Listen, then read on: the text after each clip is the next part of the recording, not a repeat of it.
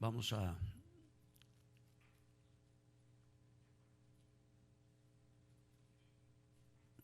seguir con este mensaje que comencé el domingo pasado. Perdón. 10 principios que deberías saber sobre la omnisciencia de Dios. La parte 2. El domingo pasado vimos 5 principios de los 10 que anuncié también en aquel momento. Y solo como un breve repaso.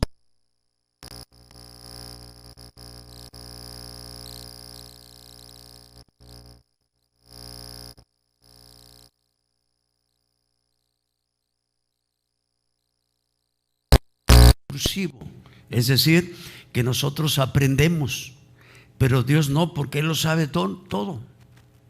Su conocimiento es innato, es natural. El segundo principio dice que el conocimiento de Dios es simultáneo, no sucesivo. Él ve las cosas a la vez y en su totalidad, mientras que nosotros aprendemos gradualmente. ¿Sabían que Dios no estudia? Dios no ha tenido necesidad de ir a la escuela, de ir al plan básico y después a la universidad. No tiene necesidad de sacar maestrías ni doctorados, porque Él lo conoce todo. Todo en Él es simultáneo, todo lo que Él sabe. El tercer principio dice que el conocimiento de Dios es independiente, no dependiente. Él no recibe su conocimiento de nadie ni de nada externo a sí mismo. Nosotros somos dependientes de otros para poder aprender.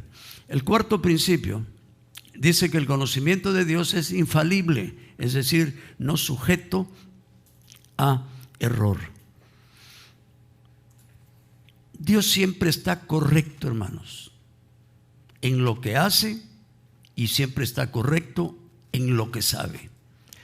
Y Dios nunca ha cometido un error. Dios nunca dirá: ups, me equivoqué, metí la pata. Él no tiene un plan B. Él tiene un plan, porque no se equivoca, porque Él sabe todo. Nosotros, si nos equivocamos, si nos inventamos el plan A y el B si no sale, y el C si no sale el B, etcétera, etcétera. Y el quinto principio dice que el conocimiento de Dios es infinito, no parcial. Dios conoce exhaustivamente, totalmente, completamente todas sus acciones y todos sus planes. Pero también nos conoce a nosotros de esa misma manera. Nos conoce de una manera exhaustiva, profundamente, íntegramente, minuciosamente. Ningún secreto del corazón humano, ningún pensamiento de la mente ni sentimiento del alma escapan a su mirada. Nosotros no tenemos esa cualidad y capacidad, y porque Dios es así, eso nos debe animar y a impulsar para portarnos bien y para obedecer sus instrucciones, aplicarlas a nuestra vida. Muy bien, entonces vamos con el sexto principio. Dice que Dios tiene conocimiento exhaustivo previo de todas las cosas que suceden, incluyendo las decisiones morales de todos los hombres y mujeres. Dios lanza un desafío a todas las demás supuestas deidades en Isaías capítulo 44, versículos 6 al 8. Así dice Jehová, Rey de Israel y su Redentor, Jehová de los ejércitos: yo soy el primero y yo soy el postrero, y fuera de mí no hay Dios. ¿Y quién proclamará lo venidero? ¿Y quién proclamará lo venidero? Lo declarará y lo pondrá en orden delante de mí, como hago yo desde que establecí el pueblo antiguo. Anúncienles lo que viene y lo que está por venir. No temáis ni os amedrentéis. No te lo hice oír desde la antigüedad y te lo dije, vosotros sois mis testigos. No hay Dios sino yo, no hay fuerte, no conozco a ninguno. Por eso la idolatría es pecado. Un hijo de Dios y un verdadero hijo de Dios no se inclina ante ninguna imagen ni ante ninguna estatua, porque es una de las prohibiciones de Dios, porque Dios es celoso. Y cuando uno está adorando a imágenes, estás desafiando a Dios y estás pecando, porque dice la palabra que la idolatría es un pecado de rebeldía contra Él. ¿Y saben por qué? Porque Él quiere toda la adoración, solo a Él, y dice la palabra que Él no comparte su gloria. Solo Dios declara lo que está por venir. Solo Dios conoce el futuro, pues solo Dios lo ha decretado. O sea que para Dios el futuro es historia. Ya lo sabe. Y sabe todo lo que sucede, incluyendo nuestras decisiones. El séptimo principio dice: la verdad de la omnisciencia de Dios debe afectar nuestro culto y adoración a Él. Stephen Charnock lo puso de esta manera en su libro La existencia y atributos de Dios. Es muy interesante lo que escribe él, lo voy a poner acá porque es un poquito extenso. Dice: considere cuán grandioso es conocer los pensamientos, las intenciones y las obras de un solo hombre desde el principio hasta el final de su vida, o conocer de antemano todas estas cosas antes de la existencia de este hombre. Cuánto más grandioso es conocer de antemano y saber los pensamientos y las obras de 3 o 4 hombres, o de todo un pueblo o vecindario.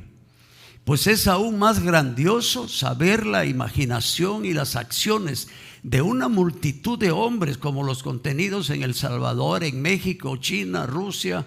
Cuánto más grandioso aún es conocer las intenciones y prácticas, los artificios clandestinos de tantos millones que han vivido, que viven y vivirán en todas partes del mundo, y cada uno de ellos teniendo millones de pensamientos, deseos, diseños, afectos y acciones. Que este atributo entonces haga que el Dios bendito sea honorable ante nuestros ojos y adorable en todos nuestros afectos. Adora a Dios por esta maravillosa perfección.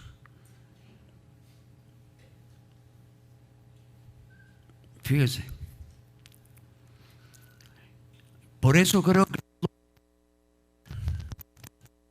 ¿verdad? Ahí está. Por eso creemos que todo hijo de Dios debe adorar, honrar a Dios, alabarlo.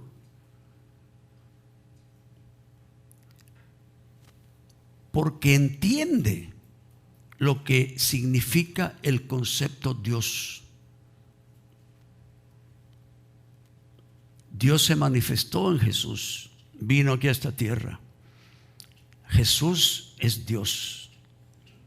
El Espíritu Santo es Dios. Pero la adoración solamente se la podemos dar a Jesús o al Padre. El Espíritu Santo no.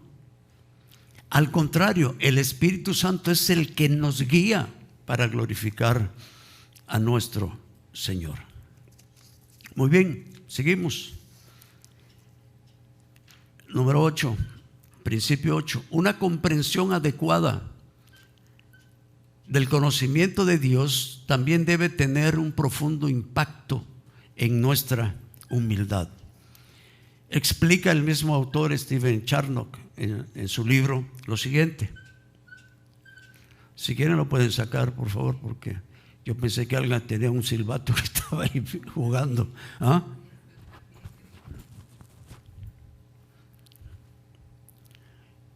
Este es el mal portado, porque el otro se porta muy bien, ¿verdad?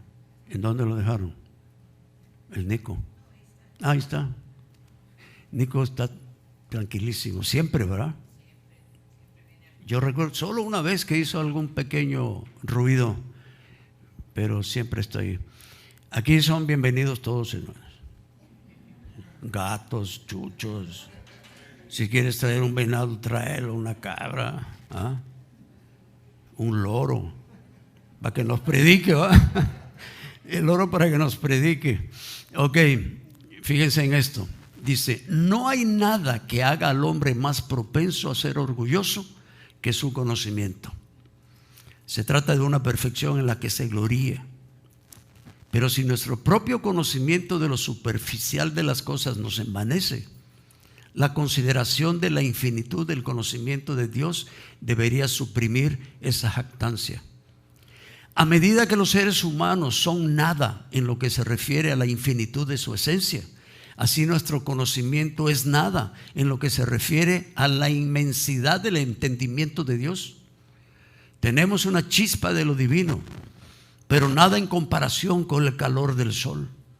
Tenemos una gota de conocimiento, pero nada en comparación con el océano divino. ¿Qué cosa vana es de un arroyo poco profundo presumir de sus corrientes ante un mar cuyas profundidades son insondables? Cuánta vanidad es presumir de nuestra fuerza cuando recordamos el poder de Dios, y de nuestra prudencia cuando pensamos en la sabiduría de Dios. Así también no es menor vanidad presumir de nuestro conocimiento cuando pensamos en el entendimiento y en el conocimiento de Dios. Así son los ateos. El ateo no acepta que existe Dios porque él es un Dios. Y si es un médico, si es un ingeniero o si es un científico, peor. Toda la gente que no quiere creer en Dios, porque para mí la creencia en Dios no es un problema del intelecto, es un problema del corazón.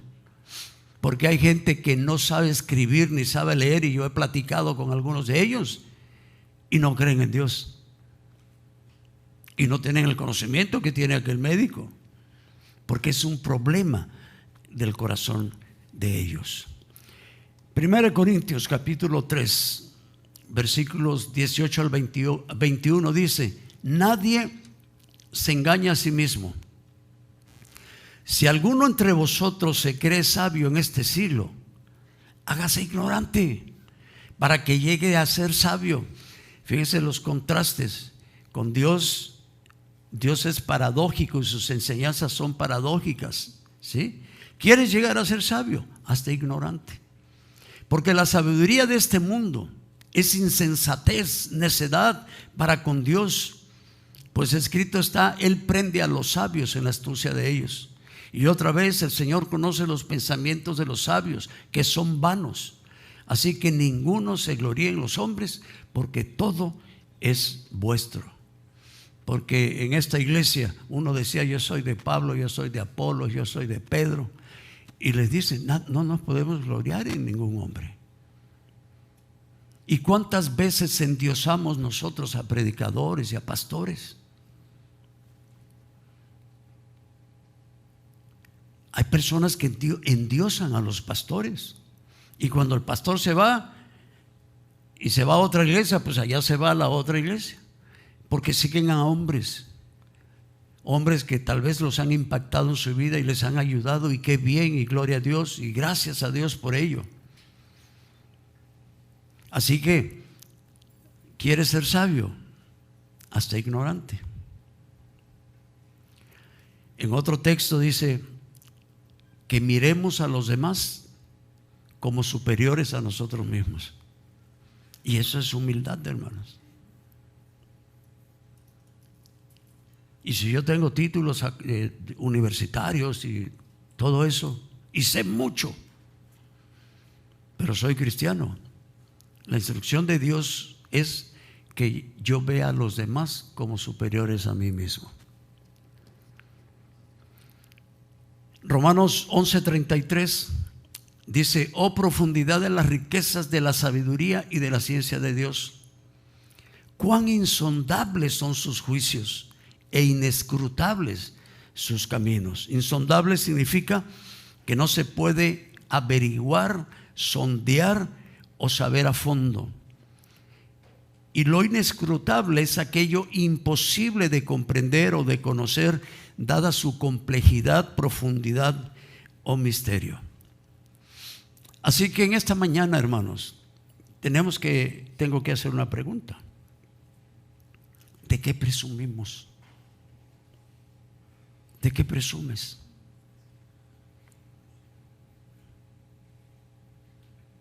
Que tienes una casa muy bonita, la mansión que nos tiene Dios preparada allá, pues es nada. Y por eso nos recuerda esto. ¿De qué presumimos? Y por eso los ateos no quieren creer, porque ellos presumen de su conocimiento y no se dan cuenta o no quieren darse cuenta que hay un ser superior que los barre totalmente, Seamos humildes para con los hombres y para con Dios.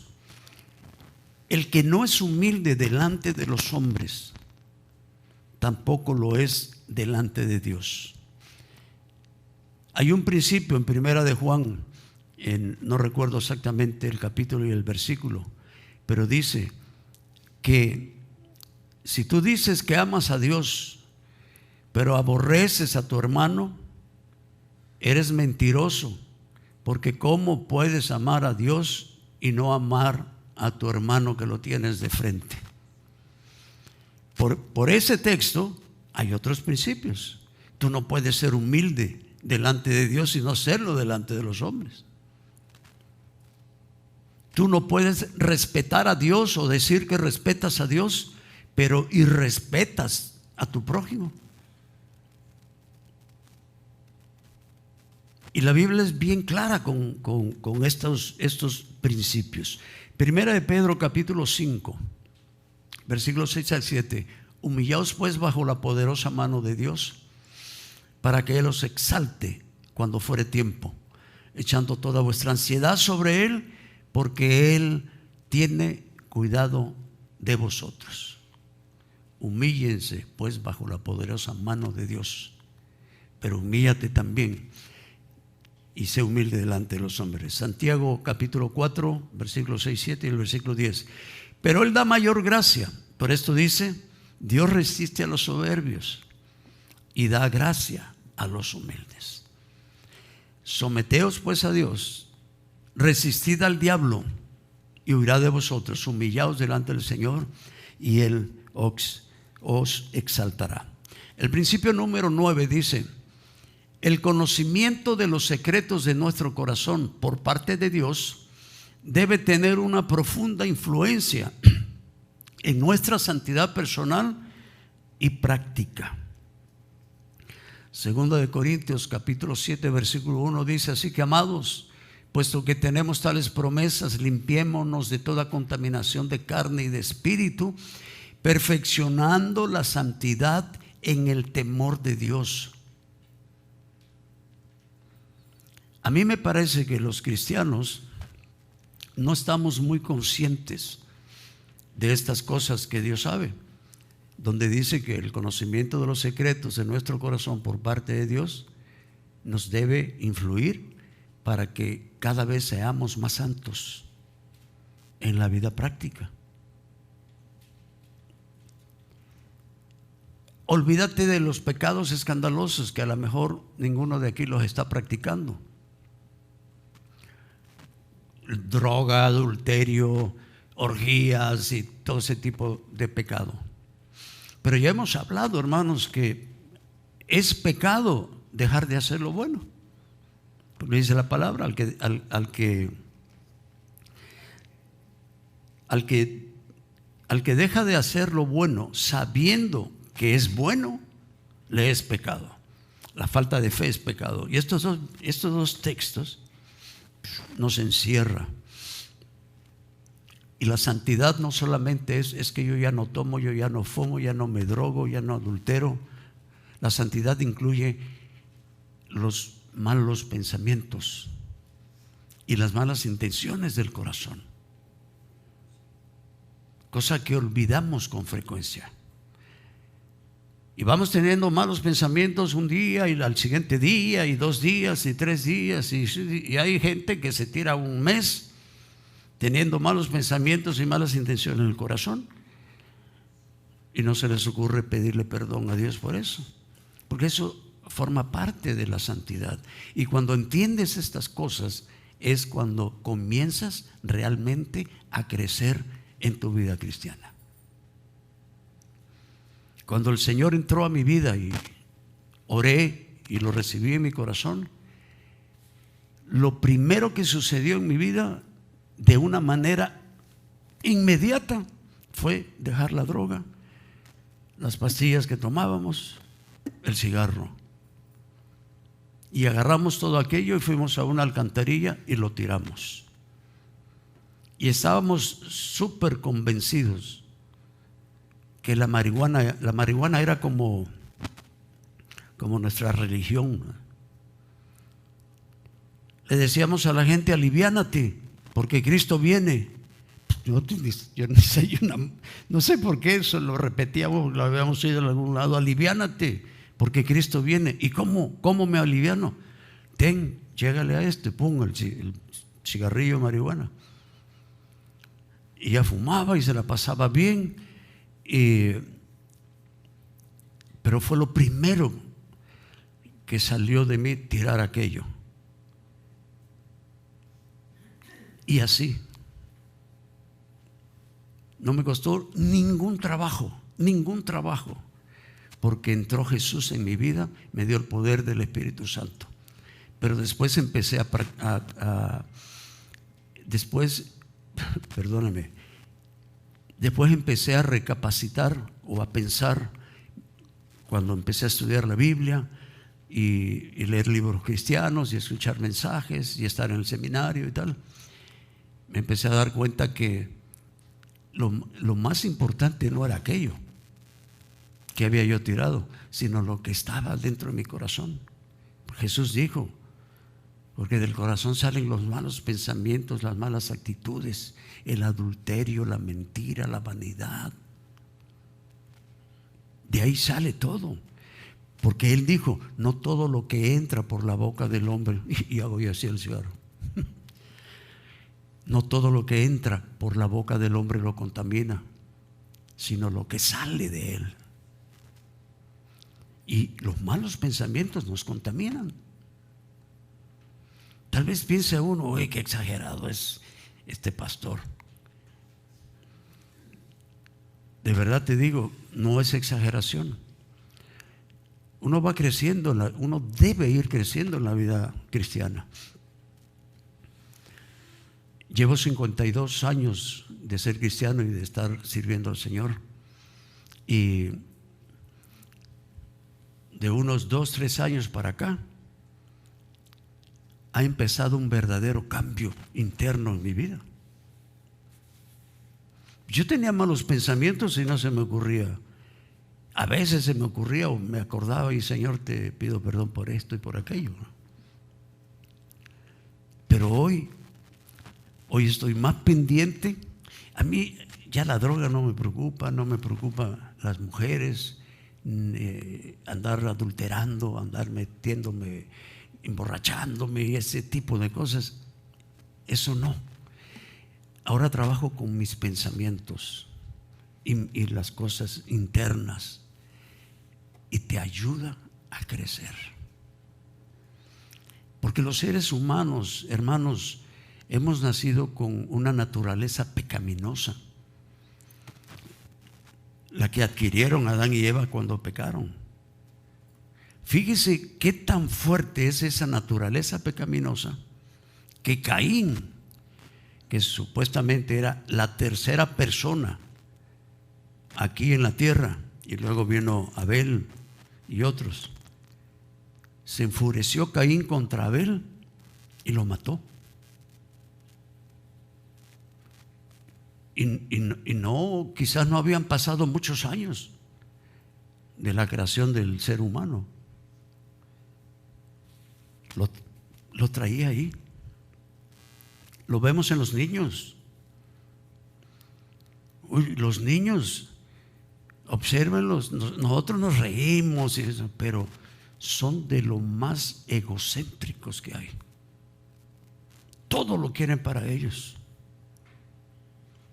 Todos lo saben. Y les quieres explicar algo, ya lo sabe. Y no lo sabe, por supuesto. Entonces, van creciendo y si pueden tener una mejor educación en estas cosas, porque la mejor educación es la espiritual, no es la académica, que hay que hacerla, no digo que no hay que hacerlo, pero la mejor educación que nosotros le podemos dejar a nuestros hijos es la espiritual, la fe, la salvación en Cristo Jesús. Estoy exagerando, porque es así. Y podemos enseñarles. Y nosotros que no fuimos enseñados de esa manera cuando éramos niños, pues nos cuesta trabajo. Yo entiendo que nos cuesta trabajo. Yo tengo, y ustedes también, la naturaleza vieja y la nueva. Y hay que trabajar en la nueva. Por supuesto, quitando esas cosas negativas y pecaminosas de la naturaleza vieja. Y en último lugar, el 10º principio dice: lo que es aún más glorioso es que esta doctrina que nos hace temerosos del pecado es también el fundamento de consuelo y seguridad. Qué lindo esto. Lo que es aún más glorioso es que esta doctrina que nos hace temerosos del pecado, lo que hemos estado viendo, lo que mencioné en el 9, es también el fundamento de consuelo y de seguridad. Mira, hermano, si Dios es omnisciente, entonces Él sabe lo peor de nosotros. ¿O crees que no? Respóndete a esto. Sabe lo peor tuyo. Y eso te debe llevar que si Dios sabe lo peor mío y conoce mis malas acciones y mis malas intenciones del corazón, le voy a pedir perdón, porque yo quiero crecer en santidad y quiero crecer en la vida espiritual.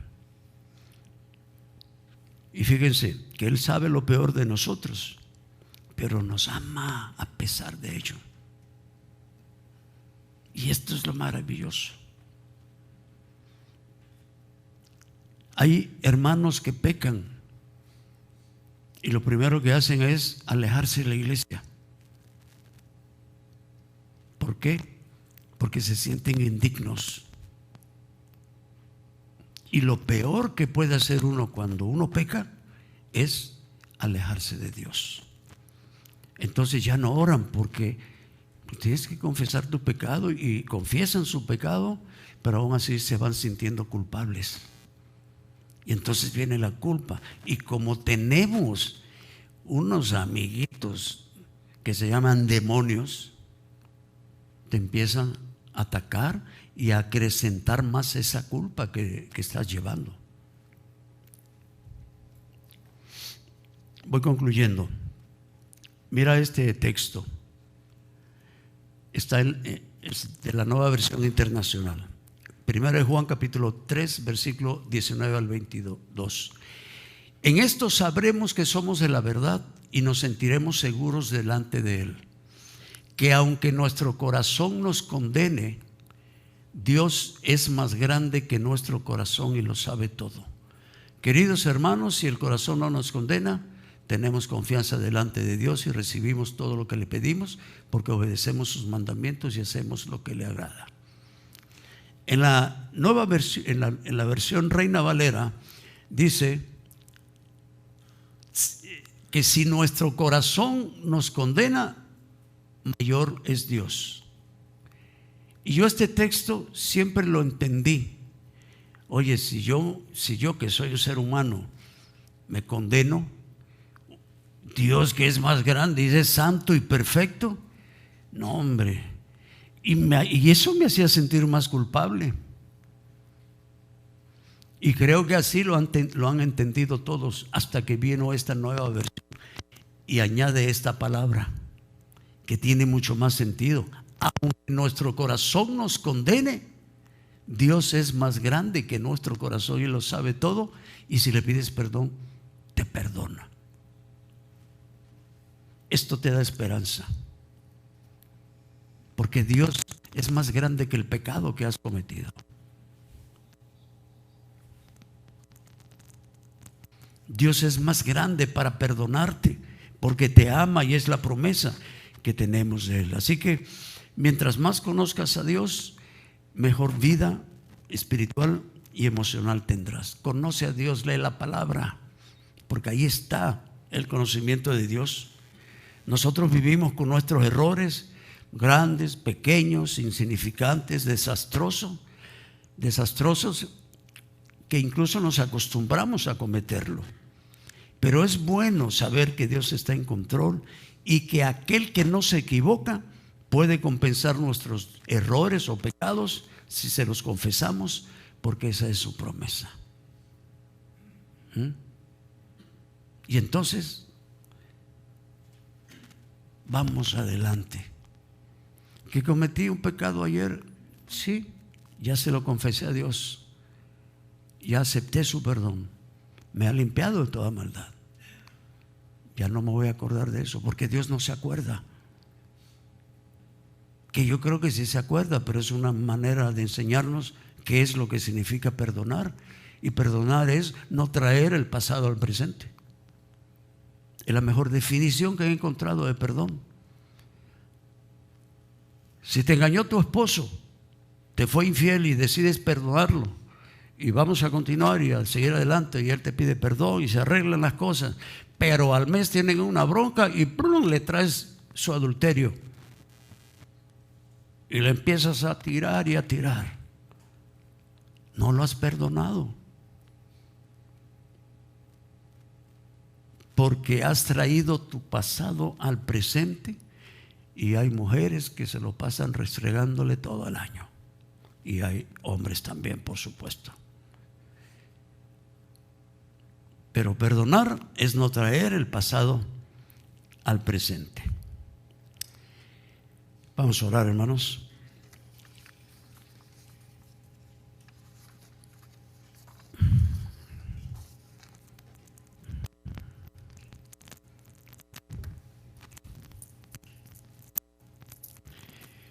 Vamos a ir. Cada uno va a preparar primero su corazón, para que si tú no has entendido o has caminado por la vida sin entender lo que realmente significa la omnisciencia de Dios, y por alguna razón, quizás no te lo enseñaron, quizás no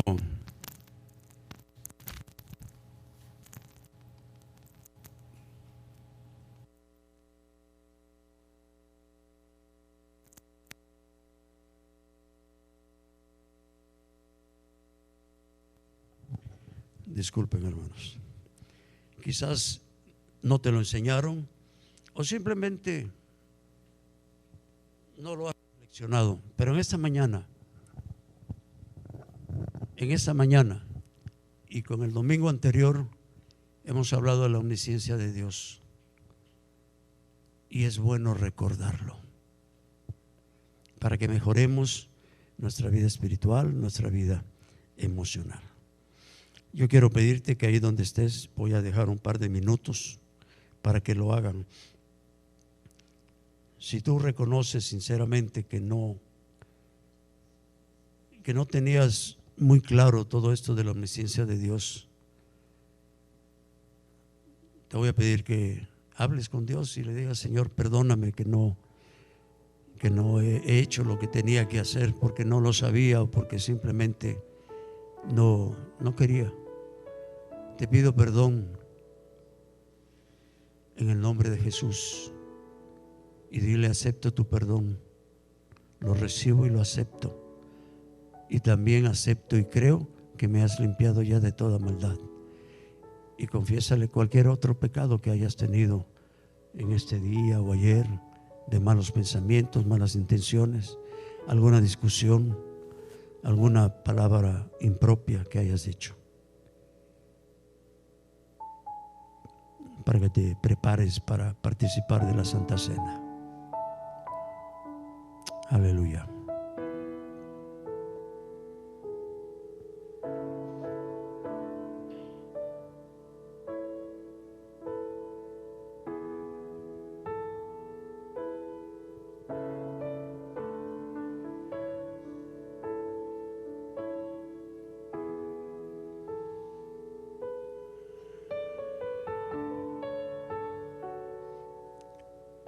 También dile que quieres ser un mejor hijo suyo, una mejor persona, un mejor esposo, una mejor esposa, un mejor padre, una mejor madre, un mejor hijo, una mejor hija, un mejor empleado, un mejor trabajador, un mejor vecino.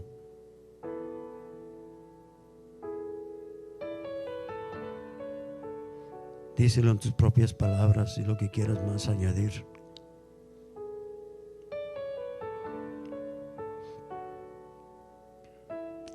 Aleluya.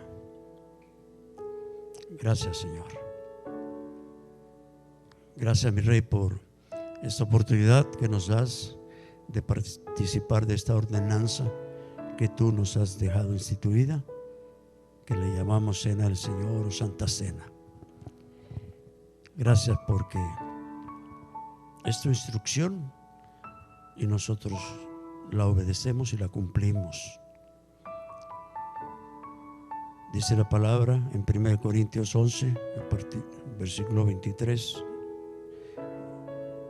porque yo recibí del Señor lo que también os he enseñado, que el Señor Jesús, la noche que fue entregado, tomó pan, y habiendo dado gracias, lo partió y dijo: tomad, comed, esto es mi cuerpo que por vosotros es partido, haced esto en memoria de mí. Asimismo tomó también la copa después de haber cenado, diciendo: esta copa es el nuevo pacto en mi sangre, haced esto todas las veces que la bebiereis en memoria de mí.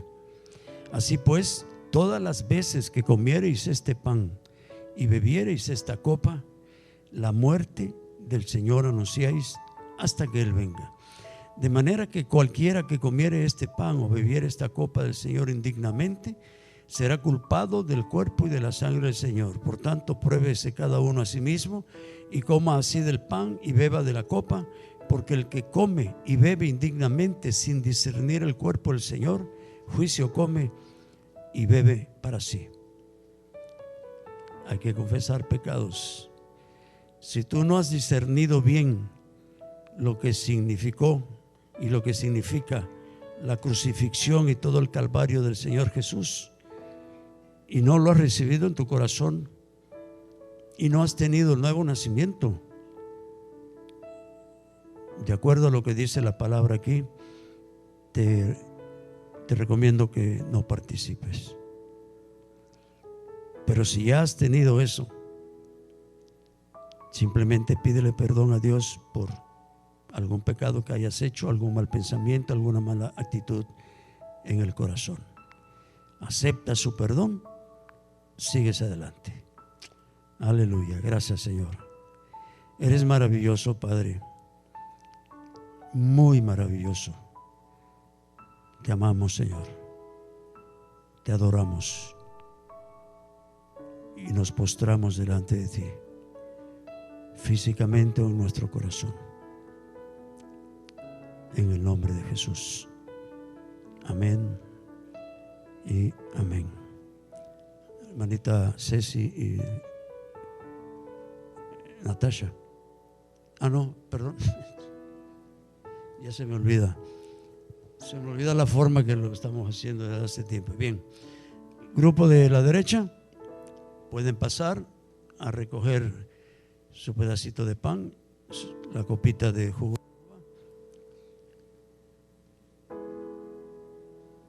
Hagan una filita, por favor, y se van poniendo acá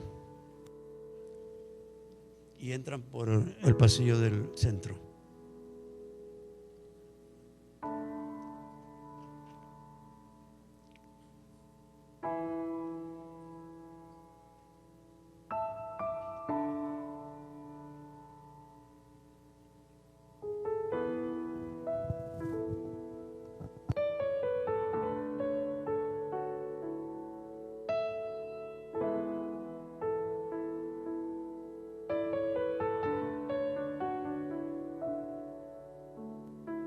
No sé si les entra al regreso por el pasillo del centro.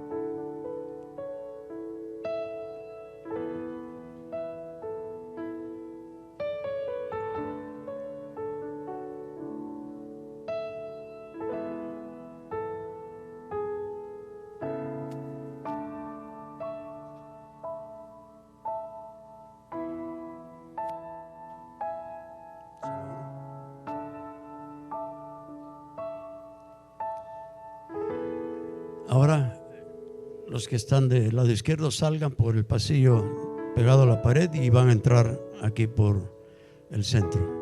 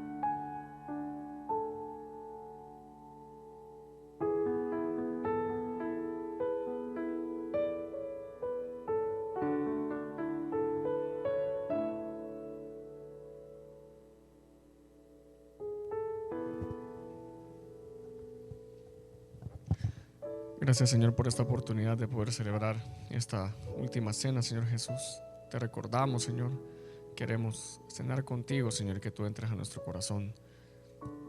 Danos en tu Espíritu Santo, Padre, el discernimiento, Padre, para hacer conforme a tu voluntad este acto, que podamos discernir el pan, Señor, que podamos discernir el vino. Gracias, Señor Jesús. Límpianos, Padre. Queremos estar limpios delante de ti, de nuestros errores, de nuestros pecados. Y queremos tener esta comunión contigo esta mañana, Señor Jesús. Te amamos, Señor Santo. Amén. Gracias, Luis. Habiendo dado gracias, lo partió y dijo: tomad, comed, esto es mi cuerpo que por vosotros es partido, haced esto en memoria de mí. Comamos.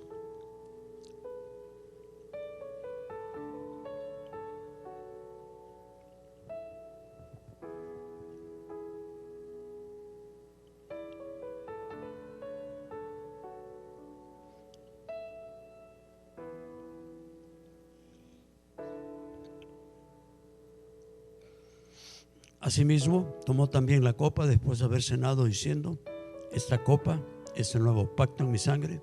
Haced esto todas las veces que la bebiereis en memoria de mí. Bebamos.